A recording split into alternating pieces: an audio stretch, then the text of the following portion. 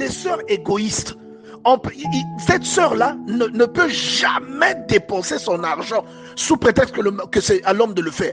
Il y a des sœurs, lorsqu'il n'y a pas le courant à la maison, tant que le mari n'arrive pas, la maison sera dans le noir. On doit chasser ce genre d'habitude, bien-aimé dans le Seigneur. Il y a des sœurs, lorsque le mari n'a pas laissé de l'argent, même les enfants restent affamés, mais elle a de l'argent qu'elle garde. Nous devons laisser ce genre d'habitude. Vous voyez, qui vivent dans une maison où il y a une voiture.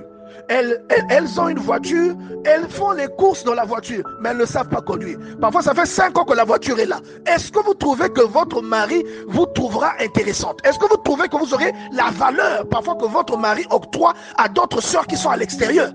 Même conduire, vous ne pouvez pas conduire vos enfants à l'école, mais vous avez une voiture. Mais comment vous voulez que Dieu intervienne dans votre foyer? Après, vous dites que c'est votre belle-mère qui monte votre mari contre vous. C'est fait, il a le droit de s'occuper de sa sœur. Il a le droit aussi de s'occuper de ses neveux. C'est normal, tant qu'il ne te délaisse pas, tant qu'il ne néglige pas son foyer et qu'il ne néglige pas ses enfants, il a le droit de soutenir sa sœur, il a le droit de soutenir un neveu, un oncle, une tante, un père, une mère. Il a le droit de le faire. Ne te sens pas étranglé parce qu'il a payé une voiture à son papa.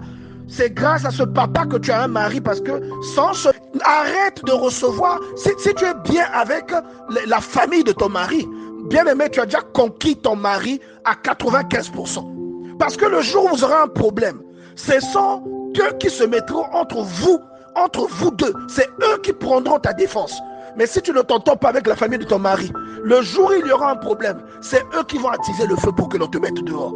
Vous voyez, ce n'est pas à Dieu de venir te dire d'être bien avec ta belle-mère, d'être bien avec ta belle-sœur. Ah, est-ce que tu es une femme qui donne aux gens l'envie d'être à la place de ton mari? Et je ne parle pas de tes caractéristiques physiques, parce que ça, dans 10 ans, ça n'existera plus. Tu n'attireras plus personne. Je te parle de ce que tu es intérieurement. Vous voyez, est-ce que tu es cultivé? Vous voyez, tous les jours, tu es sur Novelas ou sur le téléphone. Est-ce que tu prends le temps de te cultiver, d'avoir une culture générale? Vous voyez?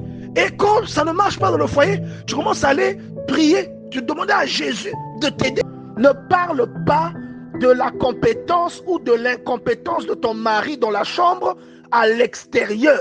N'en parle pas à quelqu'un dehors. Le jour où vous ne serez plus en bon terme, tu verras ce propos sur les réseaux sociaux. La personne publiera ça sur les réseaux sociaux. Et surtout que vous les femmes, vous ne restez pas amis très longtemps. Tu verras, ça va fuiter.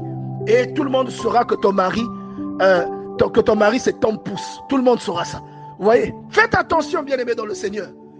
Si tu gagnes plus que ton mari, bien-aimé dans le Seigneur, ta famille n'est pas obligée de le savoir.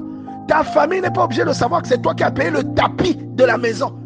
Ta famille n'est pas obligée de savoir que c'est toi qui as changé les roues de la voiture. Ils ne sont pas obligés de savoir. La famille de laquelle tu sors, c'est la même chose que toi aussi tu es en train de refaire avec ton mari, parce que toi aussi tu engendres une famille. Tu as formé une famille avec ton mari.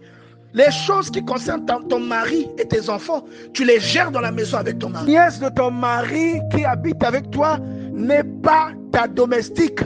Ce n'est pas ta femme de ménage. Ce n'est pas à elle de laver tes vêtements.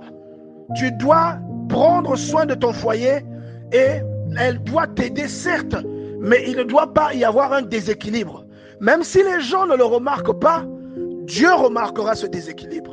Le frère de ton mari qui habite avec toi n'est pas votre gardien. Il n'est pas ton homme à tout.